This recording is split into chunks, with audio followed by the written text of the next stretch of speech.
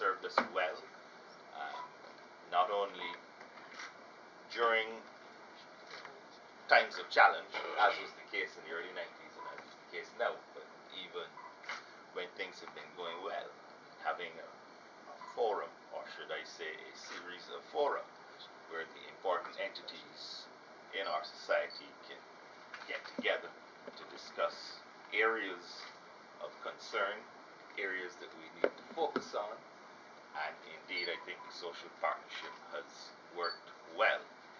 It is instructive to note that even though there are critics of the social partnership, that it has been the envy of near and far, and in fact has been replicated in several countries around the world. It is in fact of significance to note that the Cabinet only yesterday had approved for a delegation to go and participate in the 50th anniversary independence of Singapore. And one of the activities that they're having as part of their 50th anniversary celebration of independence is a discussion on the effectiveness of their social partnership. I think they have a different name for it, but it's basically the same thing. And they've invited Barbados to come and tell their story as well, so they can learn from us. There's a delegation, I understand, of government, labor and private sector that will be making that long journey to go and talk about this this very effort, of course, that started as an experiment 20 years ago and has now morphed itself into one of the true and significant institutions of Barbados 20 years on. So we know that there are challenges, and we have to continue to work on them. Protocol 6 was signed on May 1st, 2011, and it was extended in April 2013. Social partners acknowledge the fact that all the objectives included in the document had not been fully achieved. Therefore, the protocol was rolled over for another year, to April 2015. In the interim, social partners continue to focus on socio-economic strategies to stabilize the economy, secure jobs, and return the economy to a path of growth. Furthermore, much attention is focused on the restoration of relationships within the trade union movement in an effort to advance the effectiveness of the social partnership. I think it's clear that the social partners now agree that as a demonstration of their continued commitment, we are going to sign a 6-month extension that will take us to March 2016. And by that time, a newly drafted protocol should be completed. In addition to the drafting of Protocol 7 over the next couple of months, I think it is noteworthy that the social partners have placed a priority on some troubling social issues, the chronic non-communicable diseases, which are having a serious impact on the welfare of our workforce and our citizens on a whole. Of course, has now come to the fore, and its impact on national productivity. Partners therefore have committed themselves to work with the National Commission on Non-Communicable Diseases and related entities to see how we can mobilize various entities to educate towards preventative health care and healthy lifestyles. I think that again speaks to the value of the social partnership going beyond the non-monetary realm, which is, I think, especially important. There is a view that the social partnership should even be expanded to include other elements of our society. The church, for example, is longing to be part of this process, and we have to find some way to accommodate them. In that regard, I can also say that the government is committed to having another consultation on the society. We had a highly successful consultation on the society a couple of years back. We are going to follow up because, after all, Barbados is more than an economy. It is a society. It is interesting that folks who try to belittle that saying are now the loudest voices that we are seeing a little spike in crime. They're talking about social issues. The people who said that it's all about the economy, it's nothing to do with the society. So I think the government is committed to this exercise, committed to entrenching it and expanding it because it is important to all concerned. Everyone appreciates the other person's concerns and the concerns of their constituents. The private sector has to appreciate what the government is facing and what the labor movement is facing.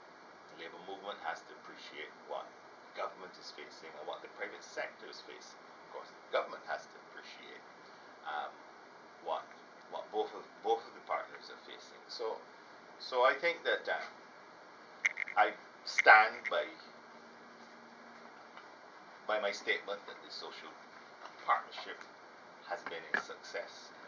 But I also stand by the statement that it is still a work in progress, and that there are areas that we need to work on, that we must work on, and that we are working on.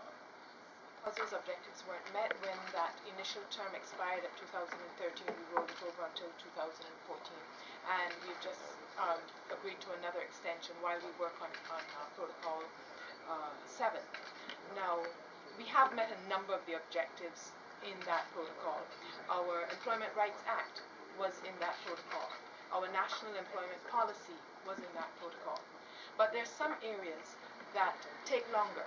We wanted to address, for example, and the Prime Minister mentioned, the chronic non-communicable diseases, and how as social partners we can take charge of that fight, and how we can be more involved and not just supporting activities that other entities are doing, but how we can really make that, take ownership of that. We have not really gotten a grip on that challenge as well, but we're working towards it. We had a presentation on that workplace wellness just at our last meeting, because we're still trying to see how, because we believe the social partnership is one of the best mechanisms for dealing with chronic non-communicable diseases, because we have the reach to touch every worker, and I think when you can touch the workers, then you can affect the entire society.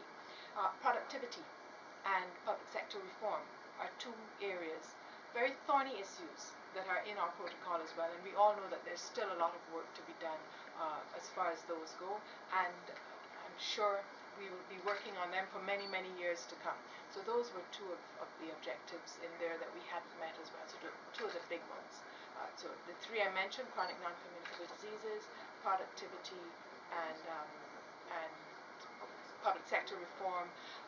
I believe, I'm not sure how it's worded, but we also wanted to address matters of our environment, not only climate change, but matters of our environment, and how we can also be a part of building the resilience and reducing the vulnerability that we will see, and we're beginning to see already, where climate change is concerned. So that's another ongoing area. So we can't say that we've met those targets. The work is.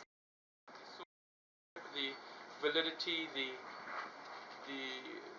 life of the social partnership. I think we well understand that a 20-year-old institution will be, in relation to other things, in its very nascent form, and we are actually shaping it even as we go.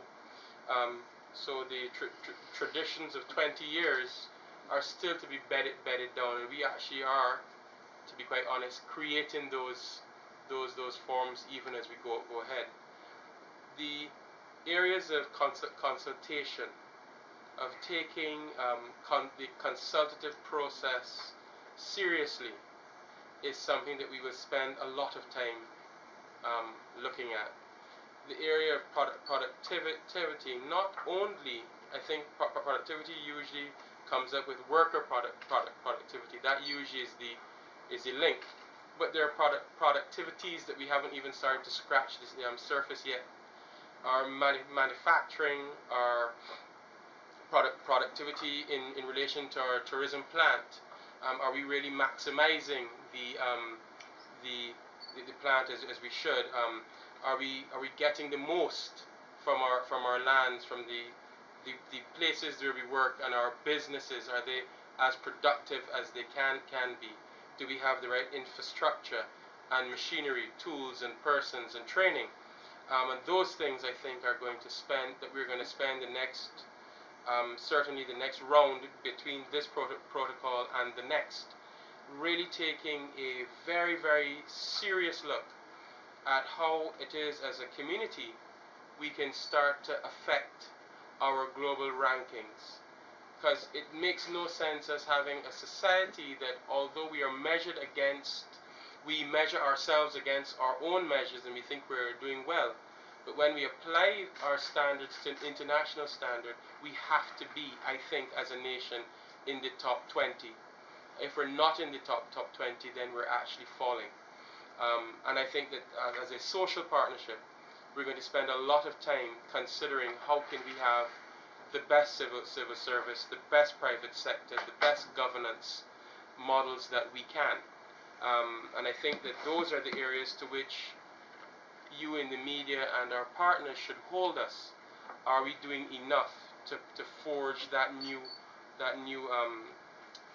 nation that we're all looking towards? Next year we're going to be 50 years old, and in the scheme of nation states, that is still quite young. But our youth should not limit us from having the status of a well-developed nation state, where all of the infrastructure works well. And I think that we can do it if only we all put our hands together. I think the acting Prime Minister spoke about this collaborative effort by us all. And I think in the next round between protocols, we have to seriously address our minds to that issue. How do we all work together? And I think